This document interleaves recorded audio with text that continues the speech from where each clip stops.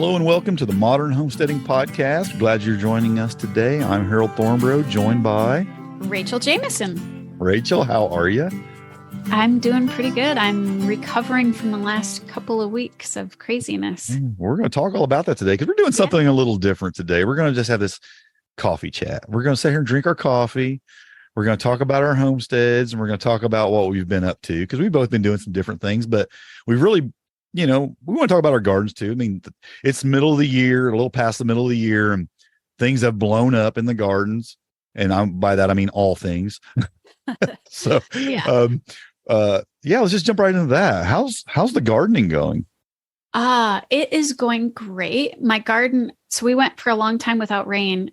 And I always find it really interesting how we water from a lake, which is pretty mucky. So you would think that I'm getting all sorts of nutrition from fish poop and everything else that's in the lake. But we got rain finally. And the garden just exploded. But with the garden exploding with rain, the weeds also decided, yes, rain. So I went from my garden looking fairly immaculate to my garden looking like crazy wild jungle. And I'm now playing catch up with it. But but I'm thankful for the rain. And but it is just amazing the difference between pond water, rainwater, and then hose water, how differently your garden reacts. For some reason, the rain just does something to a garden that's completely different. Yeah. It's like it was made for it or something. I don't know. Yeah, maybe. Yeah. So I did that, and I've pulled garlic. Last week I pulled garlic. I didn't see any fancy pictures of your braids. I mean, did you? I'm working on that today. I'm just kidding. So the last couple of weeks, I mean, I don't want to jump ahead because we have our little notes here, but yeah. The last couple of weeks I have had people here, and then because I had the week off, I had to pay for all of my week off last week. And so I basically one morning at like 6 a.m. went out and pulled all the garlic, stuffed it in the basement so it could dry out because it's been crazy humid here. If I would have put it outside. Yeah. So I stuffed it in the basement, and I'm going to start braiding it today. Cool. Can't wait to see those pictures. I'm sure there'll be pictures. So much garlic. I'm going to have to put some garlic up for sale. I'm just going to plant a lot more next year too, this fall as well. Yeah. I mean, that was kind of my goal. I did grow a lot, and I plan on doubling my garden space on garlic because I just want to do more with it. And so I actually fermented some, and I liked it so much that I'm like, this is pretty good. I mean, I didn't even fully ferment, but I did taste some because it was in the process. And I was like, oh, I do like this. This is really good. So I definitely found more. You turned me on to that, and I've definitely found more uses for garlic now. So yeah. You know what? The other thing too is, I think in our last podcast, we talked about you were having some rabbit issues. Yeah. Well, now I have a cute little fluffy bunny in my garden. And it has ate my second planting of beans right down to nothing. And it ate all my sunflower sprouts. Yeah. And now I got to find this little critter. I think I need to get a live trap. But the funny part is the garlic did do its job. Wherever I planted that garlic, that bunny ate nothing. Yeah. I think if I just put a live trap out there, I just catch neighborhood cats probably because they're always strolling around my garden. Yeah. Well, I have a fence up, so the rabbit's getting in under the fence. But because I had to put a fence up for the deer. Well, I don't have deer now, but I have a rabbit now. Or more than one, probably. But so I've been fighting the rabbit and pill bugs. I have pill bugs it was crazy. What are they eating in your garden? Strawberries. Okay. They love the strawberries. I guess I mulched them with wood, and I'm thinking that pill bugs like decomposing wood, and I'm thinking that they're procreating in the wood chips. And so got a solution in mind for that, or still researching? I did the redneck solution, and I put down newspaper and cardboard. Okay. So the strawberries were not sitting in the wood chips anymore. Gotcha. Okay. Yeah, it looks really rednecky, but you know what? It worked. And I was like so short on time that it was, I have 20 minutes, I have boxes, and I have newspaper. Nice. Okay, then. Yeah, I'm experiencing a lot of the same thing. I mean, the garden blew up and the weeds did too. I mean, I'm getting lots of food. I've been out there getting lots of food. I've been eating every day from the garden really well. Been putting up some things, making a lot of good dishes. And but the weeds, I have not been able to stay on top of the weeds because I've been so busy with other things. I just haven't spent enough time weeding the garden. So the weeds have gotten out of control. But I'll tell you something else. We have been really hot here. I don't know. Up there, you're probably been a lot cooler. We've been hot and all over. So the bolting has become an issue. I've had a lot of things like chard usually doesn't bolt this quick. It is bolting like crazy. And that's not been an issue for me this early. Broccoli and cauliflower. Broccoli didn't. I got like a couple cuttings of broccoli and then man, some of them just went beyond where I could even get them quick enough. The cauliflower, all the lettuce, of course. I mean, I haven't even, usually I can plant that in what we talked about on our last episode in just succession plant that, but it's been bolting within like just 3 or 4. I mean, as soon as it basically grows, it just starts bolting. I know. And it's just been out of control. So because it's been so hot and so humid that it's just making everything go crazy. And so it's been really good for the corn and the squash. I've been getting so much squash, the zucchini and the yellow squash, and it's been crazy. I don't even know what I'm doing with it all. I mean, I actually do you ever shred it and freeze it? I am, but I've also started. I'll I have this in the notes when we were talking about things we've been eating. And I ran across this recipe because, I make bread. You always think when those get too big, those zucchini get too big, it's like, what do you do? So I've been just, you make bread, so I would shred a bunch and freeze it and just make bread later. But I ran across this recipe for zucchini patties. Have you ever made those? Yes. I don't know if I made these exact ones, but I got this recipe and I'll put it in the show notes for anybody that wants to see it.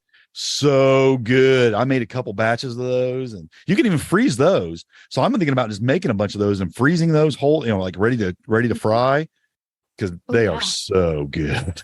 I love that. I shred it every year and save it. We have a chocolate muffin recipe that I make with zucchini. That's pretty good that we can eat, the whole gluten-free thing. Have you ever canned the yellow squash? I tried it last year. I canned it. I cut it in big chunks like you would potatoes and canned it. And then I have to admit, we haven't tried using very much. Okay. I was wondering, I've never canned it. I was wondering if you've been pureed it and made like almost like a pumpkin. Oh, I didn't puree it. I just chunked it. You chunked it. I wonder how it would do if you pureed it though, even. And made for like soups or whatever. I don't know. I'm just thinking of some different ways to preserve that because I'm not eating it nearly quick enough. And I know with pumpkin you're not supposed to puree it. But squash, I think you can because that is what they actually make that. Yeah. So I'm not real sure either. I think if you did it in smaller jars, even I've dried it too. Dried it. Okay, tell me about that. Dehydrated it. People dehydrate it and turn it into flour. And I have not tried to turn. Oh, so you puree it, then dehydrate it, and then turn it into flour, which I have not tried that, but I have just dehydrated it just because my freezer gets for like full. Soups and things and for soups and stuff like that. I try that. The other thing you can do is you put it in somebody's car on their porch and then you run. I have unloaded a couple bags on some porches in the neighborhood, but other than that, I don't know what else to do with it. Or chickens, I have a lot. I have a lot. Yeah. You definitely feed the livestock. I think if you're a gardener and you have chickens, even the chickens get sick of the squash. Zucchini, especially. Yeah, for sure. Yeah. And when you catch it small, there's a lot of dishes you can make with zucchini and stuff. But then when it gets too big, it's like you're limited. You are shredding it and making things out of it. And we've had a lot of zucchini dishes in the last couple of weeks. So I'm just looking at now preserving some because it's like, okay, I'm starting to get a little tired of it. It's time to start preserving it. And so I've been looking at doing that. And, and like I said, with the bolting, I've been like, of course, radish, turnip, all this stuff that puts off those little seed pods. Well, I've been eating the seed pods and I actually been pickling some of them and those are just so delicious. And I don't know, you said I think last time we talked, you had never done that. I have not still. Have you, when you say pickling, are you talking about with vinegar or are you talking about fermenting? I'm doing both. I'm doing both. I like the pickled. I actually like pickled a little bit better with the vinegar, with like a pickling, but to make it actually has a little bit better taste. I'm gonna have to try it. The fermenting is obviously healthier for you. Oh, yeah. But yeah, I'm doing both, and I just throw them in salads. I mean, I just pick them raw and just toss them in my salads. They're so good. Now, once they get a little too big, they start getting really fibrous and tough, and you can't eat them. But you pick them when they're young, and when they're just basically Seed pods, like the seed pods, so good. Yeah, I just eat them, and they're so good. yeah, I mean, they have a little bit of that radish or turnip. Even the turnips have them, and they're a little bit more mild, and they're really good. And I love them. So I'm good. gonna have to try that. We've been eating a lot of beets and beet greens. Yeah. And one of the recipes I want to share in here, but I'll have to type it out, was from Helen Nearing's book. Remember you had turned me on to that book. Yeah, I don't remember the recipe that she gave for that. Simple but Food. But no, not Simple. The Simple Life is the name of the book. The Good Life is the book. She has another book, a cookbook. Oh, yeah. Somebody told me about somebody that. sent me. It's called Simple Food by Helen Nearing. Well, in that book, it's beets, apples, and carrots, and you shred them. And it's really good. And ferment them, or just eat it almost like a slaw? That. Just eat it like a slaw. Nice. And, it's really good and simple and easy and fresh. So we've been eating a lot of roasted beets with greens and some new potatoes, because my potatoes are getting pretty close to being ready. Yeah. So we've been pulling a few from under the plants and eating them. Like I said, I've been trying not to waste the even though, like I said, my things have went bolting. I'm trying to, like broccoli, for example, it bolts. You can't eat the flowering part, but you can eat the stems. I mean, you can still, if they're still young, you can just chop the stems off and cook those, and it still makes a nice broccoli dish. So I've been just trying to use things like that, even though they're bolting, trying to use them up. My husband actually doesn't love beets, but he loves beet greens. Yeah. And I've been putting them in my salads a lot. And, but even those are like going to seed. I mean, even that's been kind of crazy. And I've been picking those. It's just, the heat had the up and down. So it's been really hot. And like this weekend, it was 90% humidity. It was crazy humid. And then it's been cold. It's not been consistent. And then we've had really cold. So some of my peppers, they're taking forever to change, but yet I have things bolting. We've been picking some peppers and eating them, and I've been getting some. I've actually been getting some, because we've been getting ripe cherry tomatoes for a while. And the last week and a half, I've actually been picking a few ripe full-size tomatoes, like some beefsteaks, already ripe. So yeah, that's been exciting. I always love it when I get my big tomatoes. Yeah, I've always liked it when I get those. My peppers haven't been doing great though. They haven't. Of course, the rabbit solved my problem there. And the rabbit and the deer have topped my tomatoes. So yeah, they topped my peppers. The rabbit did. They just basically took the plants about in half. Yeah. And so I haven't been getting as many peppers. I mean, they're growing some, but I haven't been getting as many because they're a lot smaller, obviously. Yeah. So we'll see what happens. And then out at the property, we spent time this weekend making ramiel chips. Yeah. You want to remind people what that is? Yeah. Ramiel chips are the wood chips off of basically the fresh new wood that's smaller. I can't remember the exact size, but I think it's like 1.5 to 2 inches or smaller. And we chipped the whole thing with the leaves and everything. And the benefits of ramiel chips are what? You want to say that again? That's where, so your trees will bring minerals up from below, and they will put all of that into the new growth in the branches. Plus all of the hormones and everything are in that new growth. So you're basically giving your soil like all of those minerals and hormones. Yeah. It's almost like a stem cell transplant. It's a mineral rich chop and drop, basically. Yeah, it's really mineral rich. And we are clearing brush. Some of our woods is very new growth.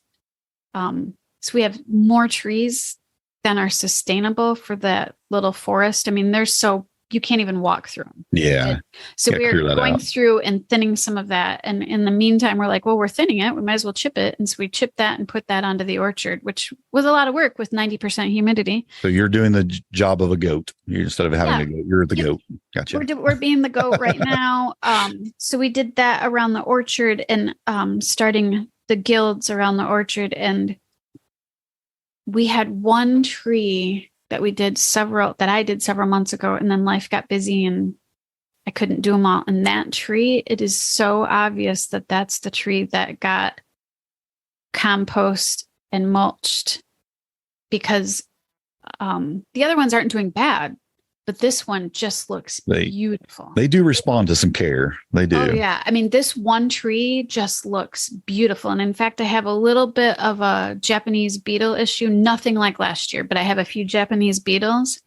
They haven't even touched that tree. Isn't that all my other trees? That's always amazing to me. Yeah. Yeah. It was just, it's so obvious. I mean, you can look around the orchard and go, what's different about that tree?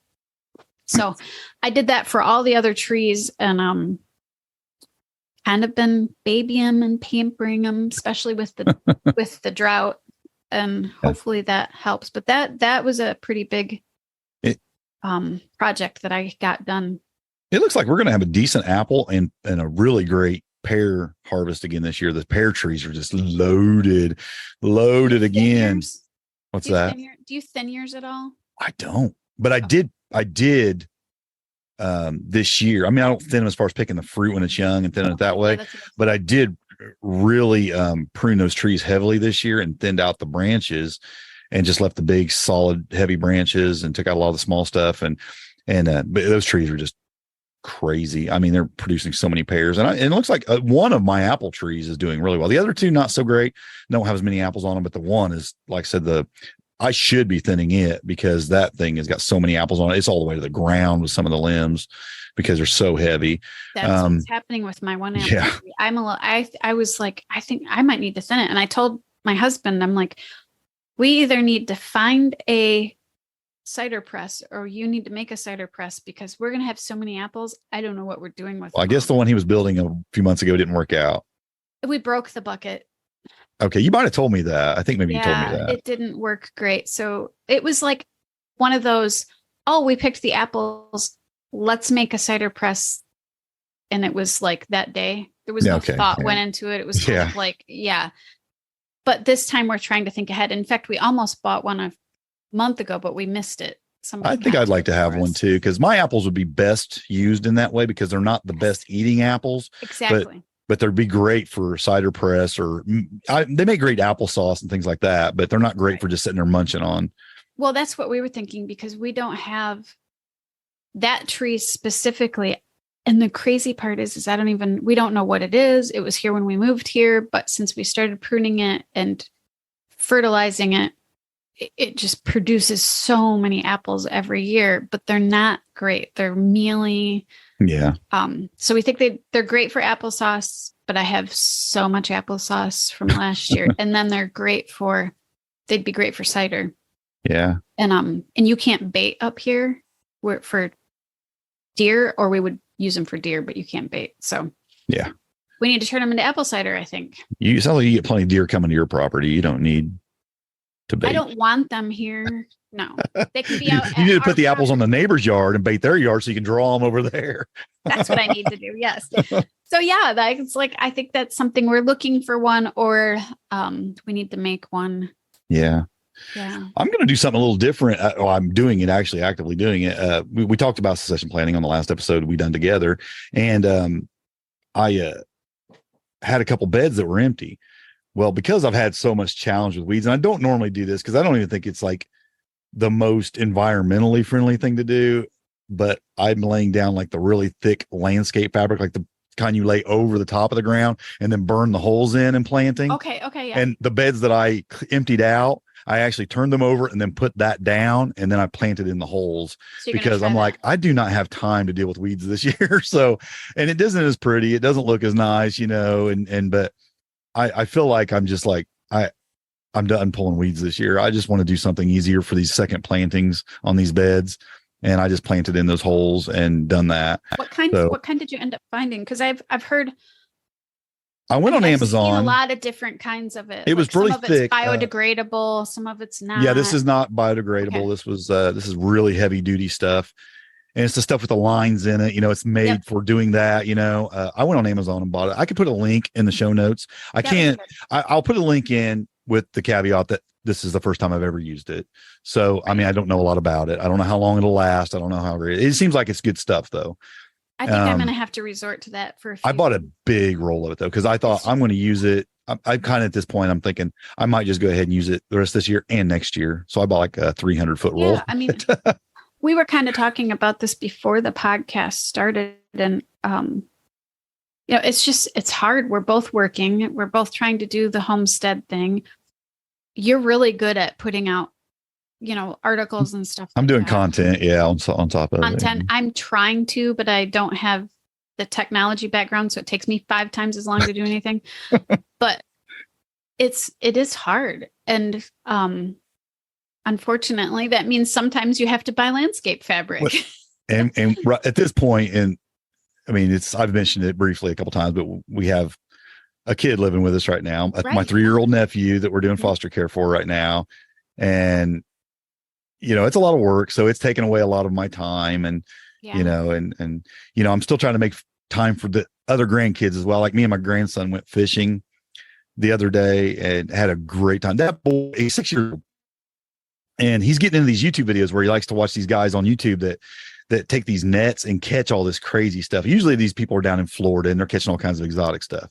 But he's like, hey, Papaw, I want to do that. Instead of fishing. So we're fishing. I wanted to go catch the stuff in the creek. I want to go down there and catch crawdads and catch little minnows and catch turtles. And so we get the net and the buckets and we're down in the creek, wading around, turning over rocks, doing all the stuff, catching all this stuff. And he's having a blast. And he's reminding me of what having fun is all about, because I'm like a 6-year-old right with him again. We're down in the creek. And so I'm trying to spend time doing that. And, but you do a lot of that. And then you forget about your responsibilities for a while. Yeah, I need to do more of that. Well, and we've had, we had our family emergency. We had a loved one that ended up in the ICU for several days. And my husband and I are kind of that sandwich generation where we're helping take care and helping our parents.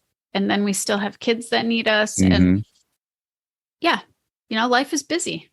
Yeah, it is. And it seems like it's just a busy time for us. So you're doing a lot, I'm taking some shortcuts temporarily, and I don't even think that's the best thing to do. No, I think it works, and it just doesn't look as nice. And, it may be I've heard people that are super critical, so you're going to get those microfibers in your soil and this and that. But, and I always default back to whatever I'm doing is probably 1,000 times better than what I'm going to grow in the grocery store or buy in the grocery store. Rather. Right.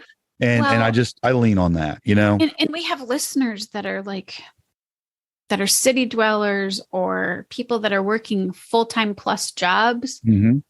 And I don't want to stop them ever from. No, there are easier ways to do things. Yeah. I don't want to ever stop them. You don't have to go out and do Ray meal chips like we did this weekend. I don't ever want to stop people from being able to grow food. If that means that you have to use fabric cloth, go for it. Yeah. And, I still figure I'm compensating. I'm still doing my compost teas, and I've gotten into biochar. We can talk a little bit about that in a few minutes, but I'm started excited making some biochar about that. And, so I'm doing a lot of stuff with the soil. I'm still trying to make healthy soil really with a lot of microorganisms in it and everything. So it's like, I figure if I have to take a shortcut here and there, it's okay.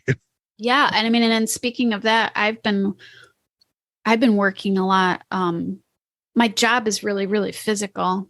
Yours is too. You climb in and out of trucks a lot, but my job is really physical. And I've had, between that and homesteading, I've been having problems with tennis elbow base, which I'm not sure why I shouldn't call it tennis elbow. I should call it gardener and cleaning elbow. There you go.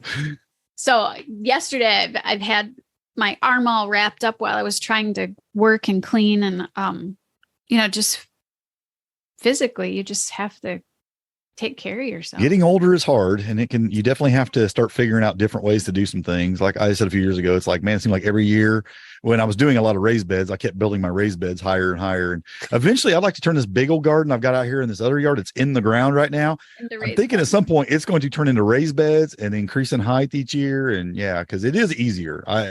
The older you get, when you don't have to bend over as much and you don't have to pull weeds as much out of raised beds, and there's a lot of benefits to raised beds. And that is certainly my plan when we build gardens again, as raised beds. Cause it definitely, I'll save the in-ground stuff for the guilds and doing the stuff in the guilds. Right. But when it's actually my annual vegetable garden, I really enjoy having that in raised beds.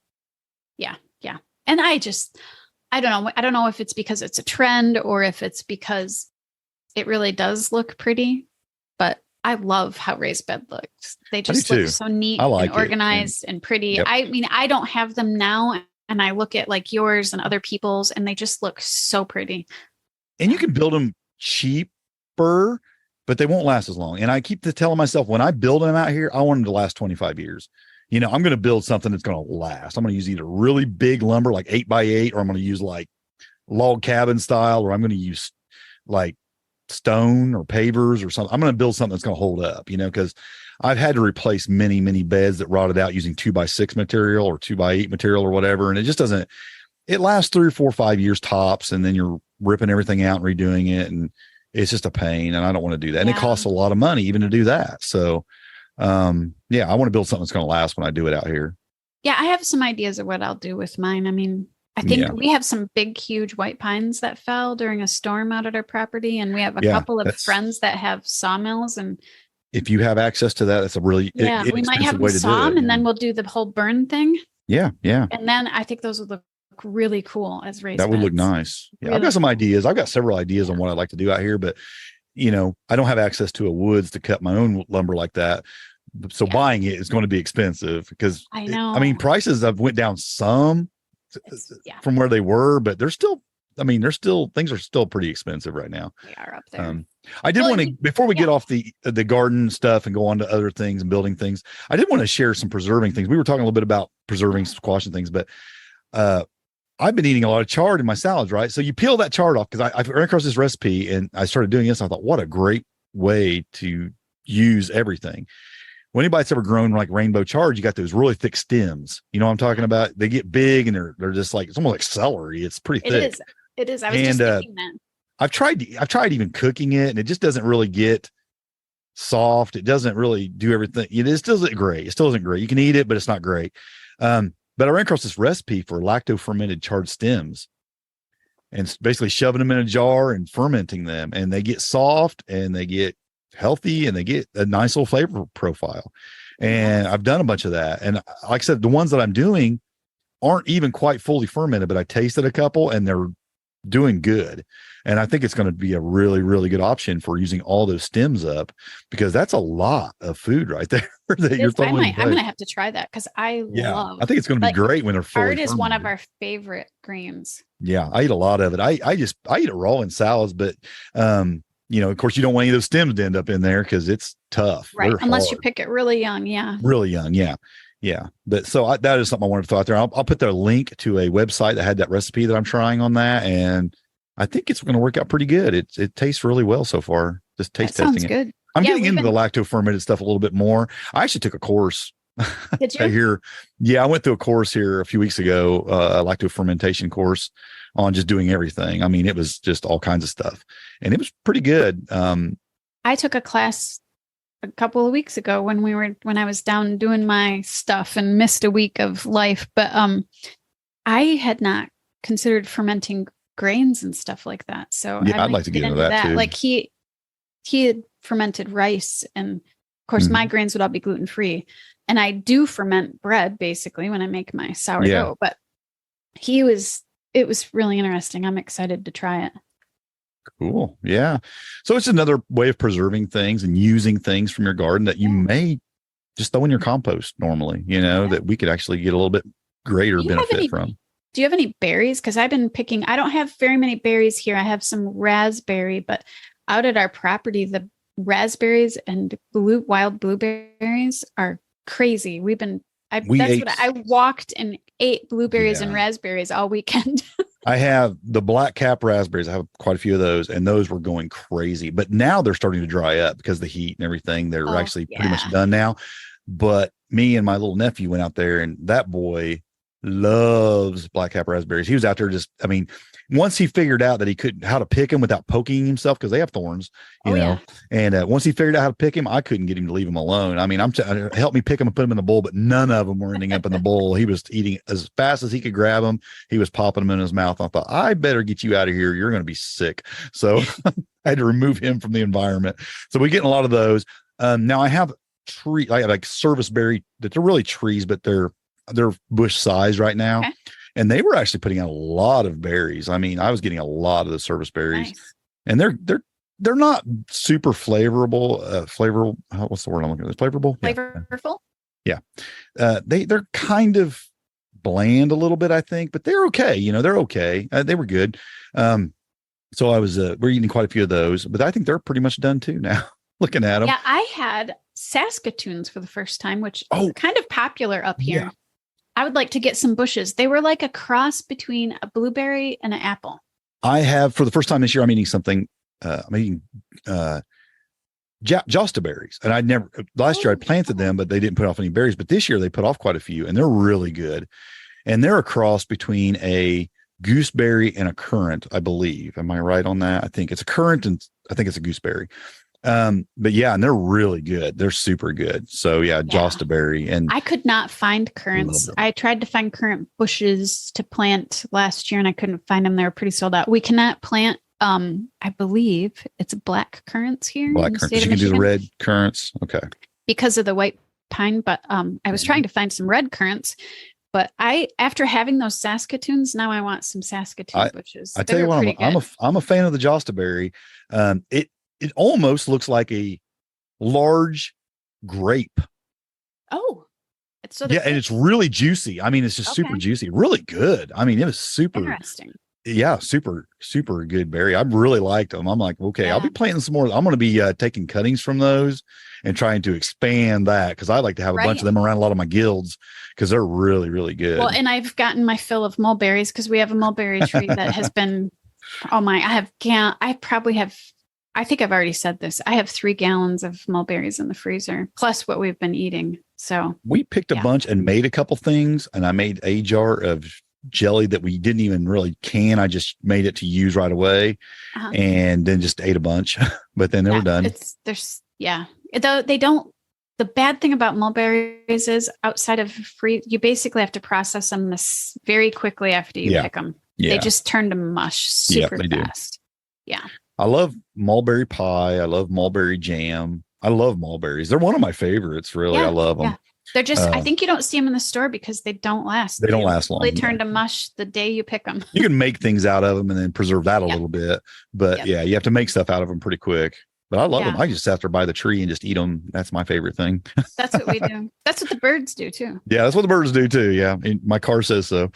Yeah, my car says so. And then we have little plants all over the yard that pop up. Yep. That's the red mulberry. Mowing it like grass. Yeah, because they're just popping up everywhere. So we'll move on out of the garden here. Anything else going on your homestead of interest? Well, I have been working on compost tea. I got my little bubbler in the mail. Yeah. After listening to you in the last episode, or the last couple times we've talked, and you getting all excited about it and reading some of your stuff, I decided I needed to do an aerobic compost tea instead of an anaerobic one. Plus, it'll smell better. Is it working out pretty good? I mean, there's not been any smell, or? There hasn't been. I just started it like yesterday. Oh, okay. So I haven't had time. Anyway, yeah, it came in the mail right before I left. Are you doing it outside or in your basement? Outside. Okay. I just don't have room. Yeah, you might discover a smell in your basement with no aeration or anything, but or with no airflow in your basement. But so what all did you put in it? What all did you put in your mix there? I put worm juice in there. Well, worm case. What do they call it? You put the castings or the? I put worm casting in there, and I put some comfrey in there, and then just some weeds.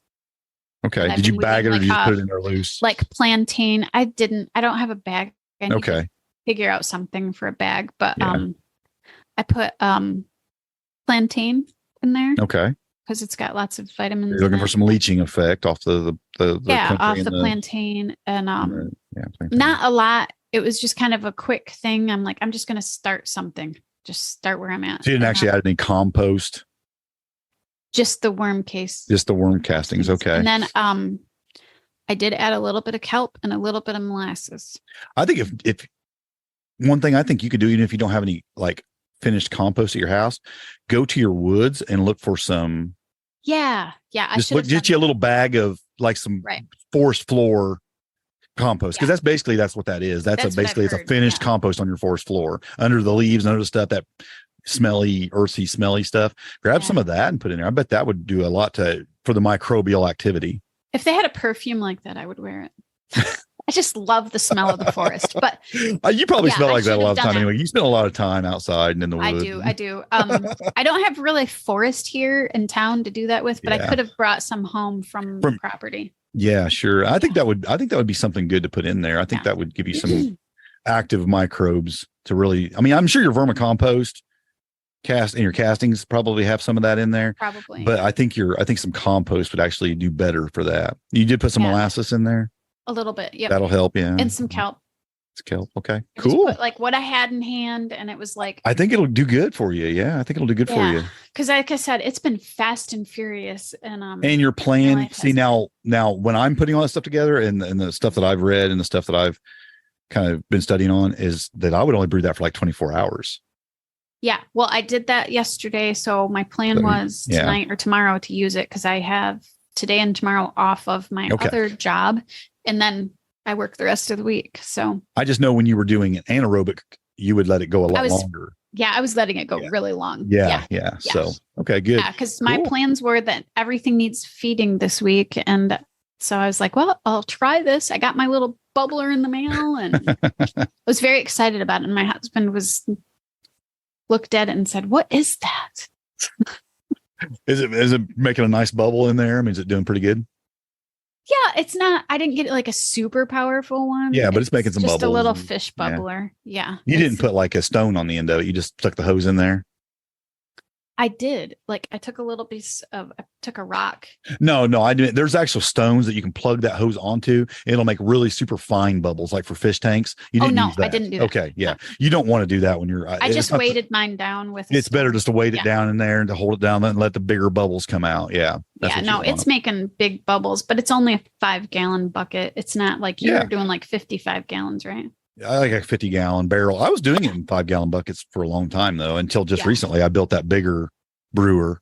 Yeah. So mine's just a little, it was like $8 or $9 on Amazon. It wasn't, it's just for a small for the little air pump. Yeah. There's a little, you can go to Walmart and buy one. I mean, they're cheap. They're not. Yeah. So that's my new, I need to get out my little book that you linked to the, Teaming with Microbes. Yes. Teaming with Microbes book, and look at that. Cause this was like, so, I mean, we can start talking about, well, you wanted to talk about what else is going on in your homestead, but I don't think I might've mentioned it in the last episode, but I built a biochar kiln, not a biochar, no, a biochar kiln, but I didn't build it great. The designs are great, but I used what I had here instead of going and looking for some other stuff. And one of the things when you're making biochar is you're wanting to create the part that you're making the biochar in is you want it to be pretty oxygen free. You're trying to create this oxygen free environment. So it chars the wood rather than burning it up, because it'll turn into ash if it's getting too much oxygen, right? It'll burn too fast and it'll turn into ash rather than char. So I have a little campfire wood stove and a barrel wood stove. And a barrel wood stove I used to have in my garage. So I set them out in the yard and I cut a hole in the top of the barrel and I set my camp stove all the way down inside of it. Oh, okay. And I put the stuff I'm wanting to make char out of inside the camp stove. And then I built a fire in the barrel stove underneath of it. Well, then to create more of an oxygen-free environment, I just blocked the flue, and of course the door's closed, but there's still a little bit of oxygen getting in there because it's not a tight seal, and you want a little bit of the vapor to be able to escape, but it'll force out around whatever you're blocking it with. Like I laid a frying pan on top of the flue of the campfire stove, and it would still put a little bit of smoke out because enough pressure builds up in there, it'll let some of it out, right?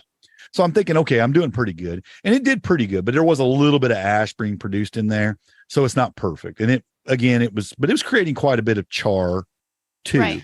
And it was thoroughly charred. Like I could crumble it and it was pretty good. So it's doing good.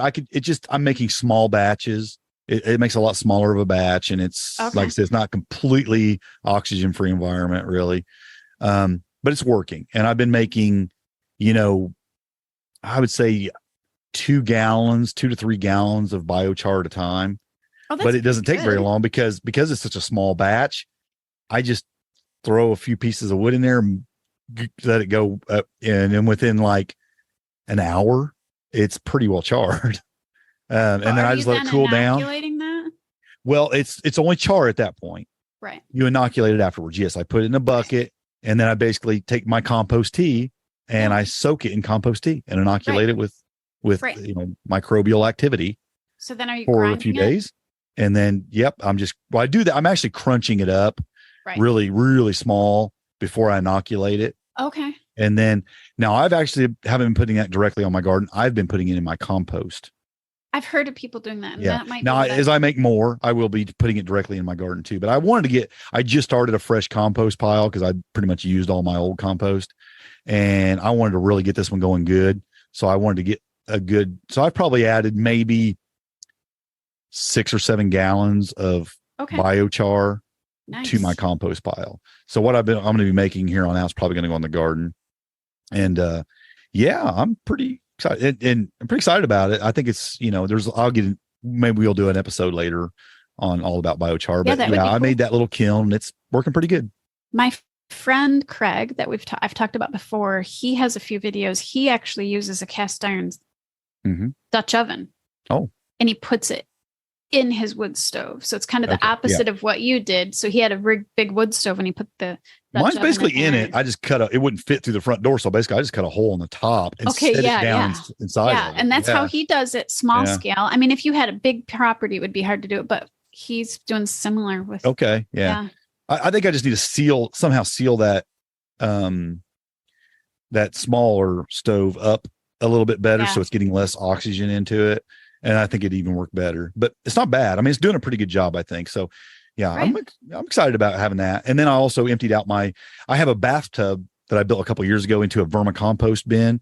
And then I basically have a bucket I set under the front of that. So the leaching that comes off through the worms goes into that bucket. And then, so I have this leach, that I can use. And then I also get the vermicompost. So I just fill it full of food scraps and rabbit manure and whatever in there. And then they just, over several months, they'll turn that into pure castings. Nice. So I cleaned all that out, separated the worms, got me, I don't know, I got a few gallons of worm castings out of it. And then I basically stocked it all up again with manure and food scraps and got it going again and got the worms back in there, and we'll wait a few more months and get out some more of those. So I got that.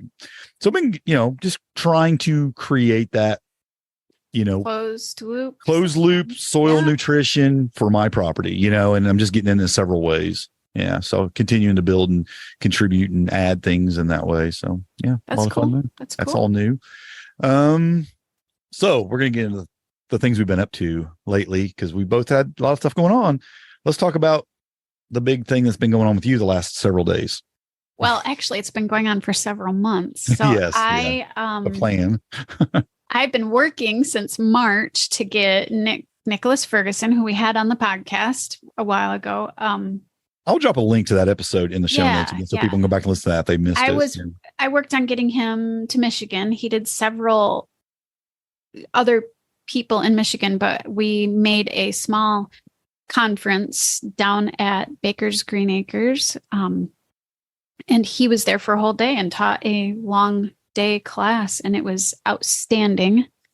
So that was a pretty big thing to put together. And then right after that, it went into, they have a 2-day conference. So I was down there for 4 days at their farm and doing lots and lots of stuff and lots of learning. I took classes on Stop the Bleed, which sounds more prepperish, but it was for homesteading, because a lot of accidents happen on the farm. I mean, we've had our own issues here with some injuries, some pretty significant injuries, and some scary things that could have been injuries. So it was nice to have some information on how to help somebody medically until the emergency crew gets there. Like when we're out at our property, we're quite a long ways from a hospital. So, which I know a lot of people are, but so I did that and took a class there on, I'm trying to remember. Propagating plants. So propagating plants and trees. And Nick kind of talked about that too with his stuff, but Nick is just Oh man, if anybody is interested in bringing Nick in for a conference, he is really, really worth it. And thinking Knows a outside the lot of box. stuff.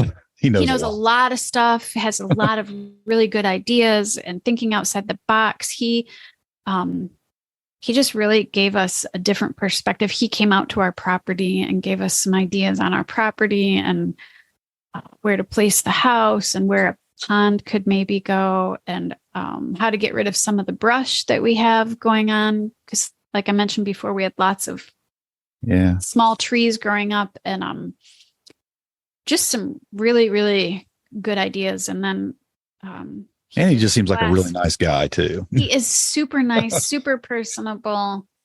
And yeah, so and again, with him, his ideas about closing the loop, which you and I are both trying to do. And he just has some great ideas, and of course he talks about his fodder trees, which is what he talked about when I had him on. And he talks about those, and he talks about growing bugs, and it's a lot more than that.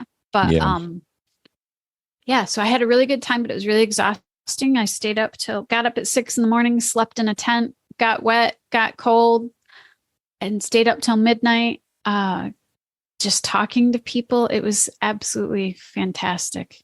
And I hated that I couldn't make it up there. It sounded like it was so much fun. It was some really great people. We had so much fun laughing, and it's just nice to be around other people that love to homestead and garden. You met some listeners of the podcast too, didn't you, up there? I mean, there were some people who were listeners of the podcast that showed up. Yeah. I met Jordy, who's been on a couple of times. Yeah. That was fun. And it was, I don't know, I'd do it again, but I paid for it because last week I came back late Sunday night, had to go clean an office before I even came home and crashed. And then I went straight into working 6 days in a row. And I know I had things going on, and I'm sending you some texts. I'm like, now I know you're busy. I just wanted to tell you about this because I knew when you got back, you were going to be just like, you would have so much to do that you wouldn't have time for anything. So I just wanted to turn you on to some things. But I was like, I know she's got a lot going on. I had so much to do. And then on top of it, I had sleep to catch up on. Like I went to bed a couple of nights at 7 o'clock and didn't get up till 7 o'clock the next morning because I just didn't sleep down there.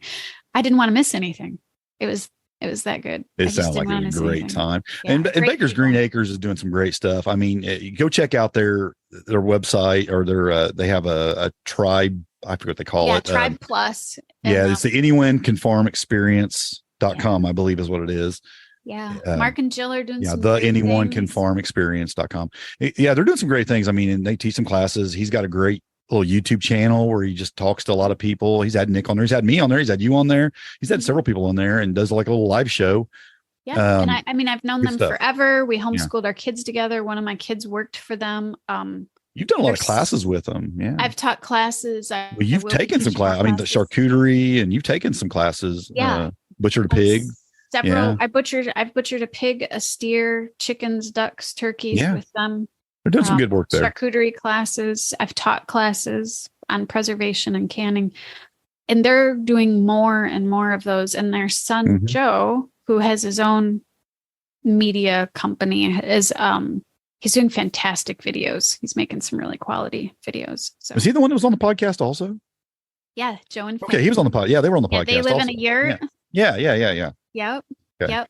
And they're young and enthusiastic, and so I got to hold babies while I was down there, which if anybody knows me in person knows I love children and babies. So got baby fix with Joe and Faye's baby, and then another Homestead family's baby. Nice. So that was fun. Yep. Well, that's great. Yeah. Well, it was a busy time. I know you've been working so hard on getting that together and making sure everything happens, and just making the plans to have Nick in and do all the things and be part of that. So you've had a lot on your plate the last several weeks, and as that approaches, and sounds like it all came together and it worked out really, really well. Yeah. Now my plan is to start working on the conference speech that we're both doing, my class there. And you're also going to be there at the Indiana Homesteading Conference. Yep. Doing the Indiana Homesteading Conference. And that's coming up quicker than it sounds. I mean, it's in October.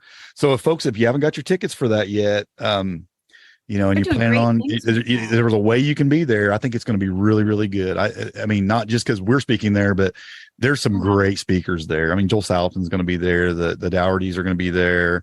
Yep. There's some great people, and then just a lot of really like great breakout list. sessions. You look through the Oh, breakout sessions and see what people are talking about.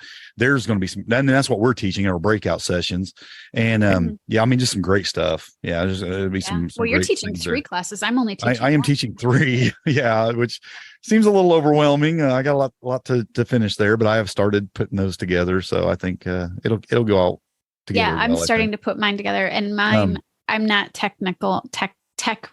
good at tech at all. So I'm like, I better start early so I can put this together. Yeah, I don't know how techie it'll be. I don't know how well the slideshow will be, but I'm putting my talk together. I think that's the part. Even just putting a slideshow together for me is a stretch. Yeah. You can ask my kids. Speaking of slideshows, I'm doing some webinars, and if this will be released today, the day we're recording this, actually, I'm going to release it here as soon as we get done. I'm going to edit it and get it out. And tomorrow, so if anybody hears this right away, there's still time to get in on the webinar that I'm doing tomorrow evening. So I still have some seats left there for that. Quite a few people signed up to be part of that. And I'm going to be teaching on closing the loop on soil fertility. And I'm going to be talking about a bunch of things you can do on your property to close that loop, to make your soil fertile, for a couple of reasons. One, bringing in fertilizer is expensive. It's expensive to just keep your, buying compost, buying fertilizers. And then there's also a risk. If you're even bringing in things to do it in a more organic way, like you're bringing in grass clippings and you're bringing in wood chips and you're bringing in compost from other people's properties, or manure, those kind of things. I've heard so many horror stories about people bringing things on their property that have been sprayed, or have the animals that they got the manure from were fed like something that like a broadleaf herbicide, and they brought that onto their property, and now their gardens will not grow.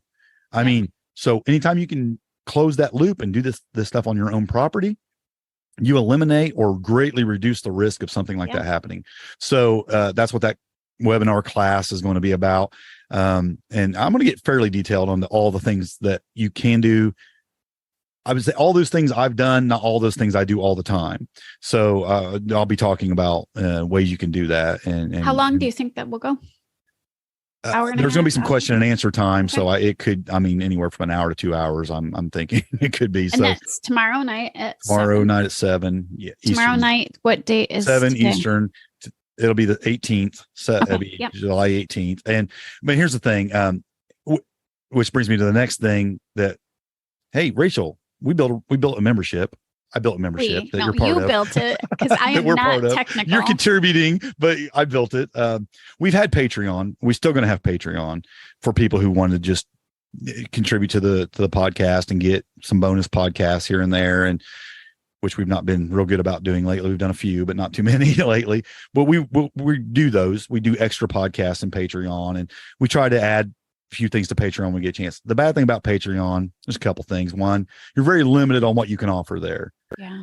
And a second thing about Patreon is a lot of people just won't use it because there's some stances they've taken in the past that people just basically boycott Patreon. And you're just limited, on what we can offer in there. I really enjoy teaching classes and doing things, and I want to do more of that and offer courses, and Rachel does too. So, this membership is a great way. Plus, there's an opportunity for community in there, because there is a little bit of a forum in there that you can talk and ask us questions directly, or talk amongst yourselves and just comment on things, which is cool. I like that. I always love community in any form.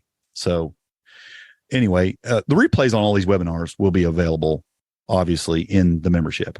So, and it's a very affordable membership, and I'll have a link in the show notes if anyone wants to learn more about that. It's just opened up, like at this point, just a few days ago. So material is still going in, and it's just going to get bigger and better every day.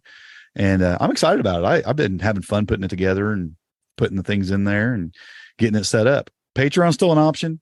There's one thing that Patreon does that the membership doesn't. And if you are a Patreon member just for the bonus episodes, and you want to be able to take an RSS link and put in your favorite podcast player and get those podcasts right inside your podcast player, You can get that with Patreon. You can't get that with the Patreon. You will have access to those bonus episodes in the membership, but not that RSS link that will, so you can play it in your player. You would either have to play it in the membership or download it onto your phone or whatever. So, I mean, there's still options. You can still listen to it on the go. I'm just saying that that is one thing that Patreon offers that the membership can't be at this time. So I just wanted to put that out there. But I'm thankful for anybody that wants to contribute and help out and be part of the community. And, you know, I want to build things that offer so much, though, that way more than what you're paying for it. I am not one of these people. I've had people tell me in the past, man, you ought to be charging more for that because, you know, that's worth more. I don't care. I would rather put stuff out there and make it so available for people that it's just like a no-brainer. You know, it's like, well, yeah, I mean, I got to pay that much for that because I'm getting this much more in return. For example, like that webinar, if you did those things that I'm going to talk about and you weren't buying fertilizer for your garden and compost for your garden, you're going to save way more money than the membership could ever cost you. Let's put it that way. I mean, I way bought more. One bag of year. it, even. Yeah, I bought compost this year. I can tell you'd be saving way. Yeah. So, I mean, I guess I just say that to say this, that it's not like I'm trying to make a lot of money I don't charge a lot for these kind of things when we do these kind of things, because it's like, I always want to create something that's a lot of value for very, very little money. So no, you put a lot of time into stuff. And because I, for one, am really thankful for I it. hear people say this all the time. And I was like, well, you know, if you'll charge, you know, $100 for this course, you only got to reach like 500 people or whatever, get a lot of money. And I'm like, well, I would rather reach 10,000 people and charge them $5 or reach, you know, or $10 or something, you know what I mean? I would rather reach masses and be able to have a lot of people benefit from something and just make very little from it. I mean, that's just the way I am. I just feel good about that. It makes me feel good about it. It doesn't make me feel like I'm putting anybody in a position where they can't afford it or something like that. You know what I mean? And I guess I want knowledge to be free, but I also know that I can't spend a lot of time building everything I want if I don't make a little bit of something from it also. So I guess I put that out there to that's the thing. I mean, both of us are working and we'd love to do as much as we can, but we also have to work. And I know especially you put a lot of effort into writing articles and creating classes, and I'm starting to try to do that. No, you do good. You do plenty also. And I just think again, the membership's young, just a few days. So we haven't poured everything into that yet, but it's just, you know, I've got big plans on adding a lot of courses, a lot of classes, a lot of material in there, a lot of content over time. But that's what makes it fun. I just love having a place like that to dump stuff like that into. And I think it'll be a great place for that. So we're both really passionate about this subject of homesteading. We love it. It's our lives, and we just want to help other people. And great to just keep sharing that in that membership and building that and building a community. That being said, if you just can't afford a membership, even if it's at a low price, you know, the Front Porch Facebook group is still a great place to interact. The podcasts are just free. They're always going to be free. There's ads that play in them, and you don't get that if you're in the membership. You get them ad free. But you know, if you're listening to 3 or 4 ads on a podcast, it's like no big deal. You know, you get all that stuff for free. So I want people to be able to access information. And number one. Well, and we're also both always open to questions, either in the Homestead Front Porch or by email. You know, and you know what? I'm going to do these webinar classes. I would say, unless I bring on somebody to do one with me, they'll be free. If it's just me doing them, they're going to be free. If you catch them live, they'll be free. Right. And if you're not interested in the replay, you know, you don't need the membership. So you can even watch those classes for free if you catch them live. That just doesn't fit with everybody's schedule, I know. So but I'm just putting it out there that the information can be gotten without being part of the membership. And I like that. I like that. Yeah, I really enjoyed that people can get it. So that's basically everything I wanted to say about that. Check it out. I'll have links in the show notes I'll put a link in there for the webinar, even though I think a lot of people probably ain't going to catch it because they're going to hear this after it's they might, but you've posted it online. And that's the thing I did want to mention also. If you go to redemptionpermaculture.com, at the very top of my website, there's a link to the webinar, and any future webinars, I will put them there. So when they're upcoming, when I start scheduling the next one, it'll be there. You can click there and register it, or you can sign up for my email newsletter. I send out emails a couple times a week at least.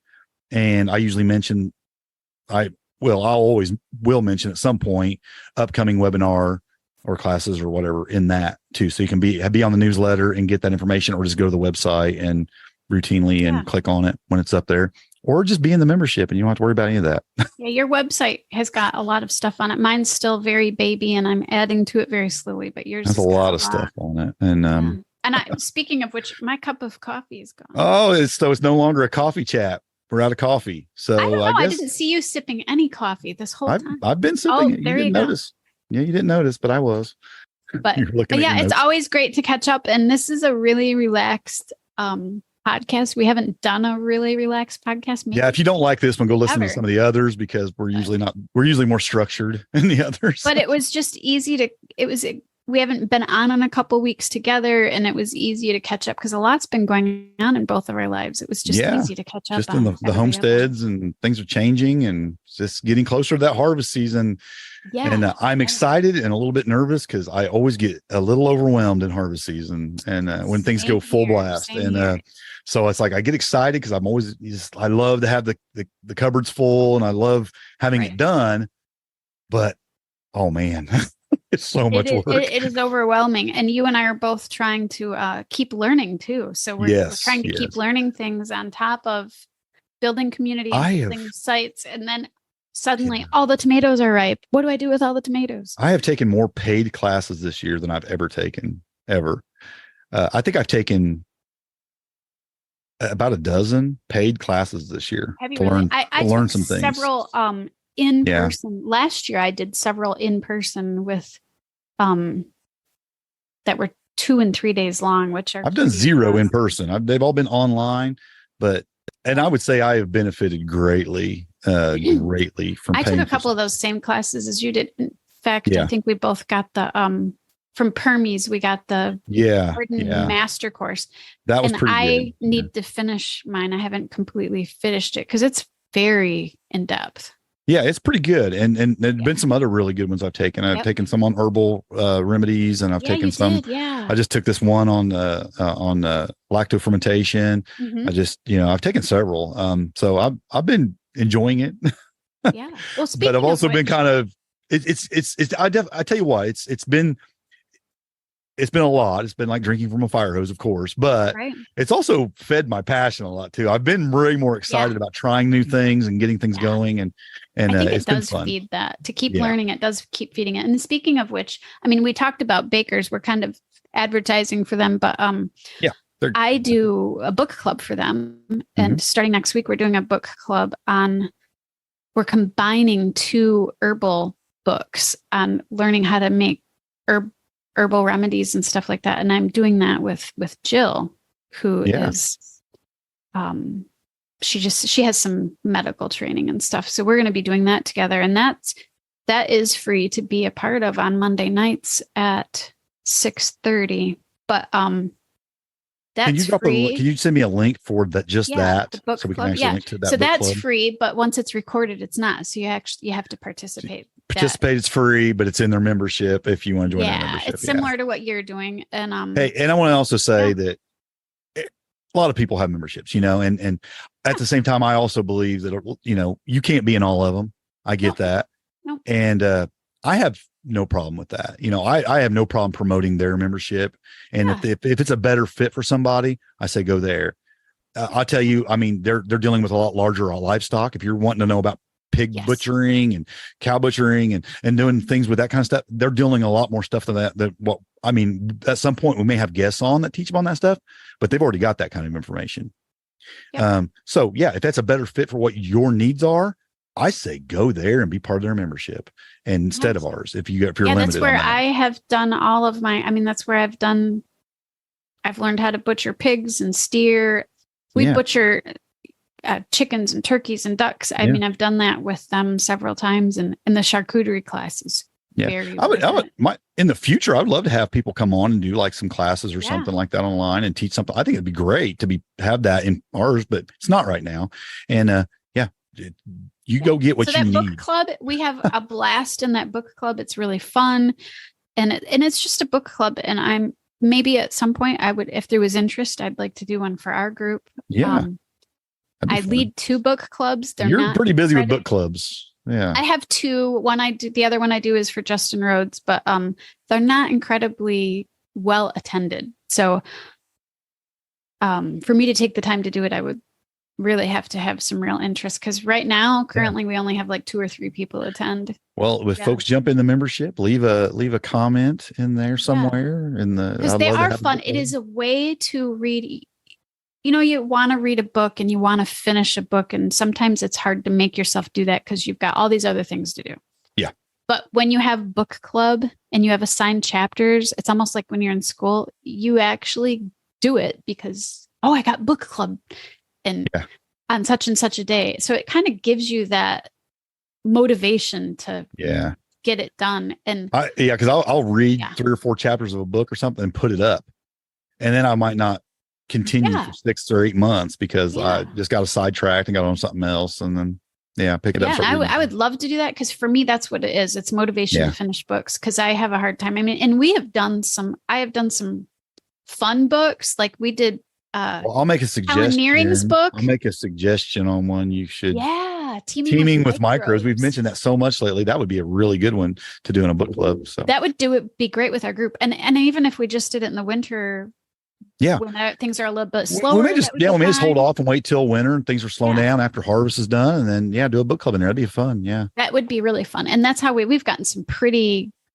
Man, some of these books have been a lot to chew on that we've tackled, and others have been way more relaxed and fun. And, so comment in the membership and tell us if you'd like that, or even in the Facebook group, because we should do the same thing. We could make it a live thing, and then the recording goes in the membership or something like that. Exciting stuff coming up, exciting stuff happening. We're just having all kinds of fun with this, but, we appreciate you folks listening. I mean, this is where it all comes from. If folks didn't listen and show interest and be a part of things, we wouldn't do any of this stuff. But it's because of you. It's your fault, folks, that we do all this. It is. And Harold and I kind of get on and talk each other and keep each other going too, because I think both of us a few times have been discouraged. Yeah, for sure. Well, I think that's all I have. Do you have anything else you want to throw in there? I think that's it. All right, folks. Well, until next time, happy homesteading. God bless. And grow where you're planted. Looking around, I finally see I think I need a change. The rat race, I wanna flee. My world, I'll rearrange. I'm getting back to the roots of how it's meant to be. Growing gardens, picking fruit, racing livestock, living free. It's a modern homestead. Build a modern homestead. A lot of folks don't understand why I wanna live this way. They've never eaten from their land like we do here every day. Snapping beans like Grandma did, sitting on her front porch. Hunting and fishing like a kid once you've done all of your chores. It's a modern homestead. Build a modern homestead. Country or city, there's a way to make this change. You gotta start today.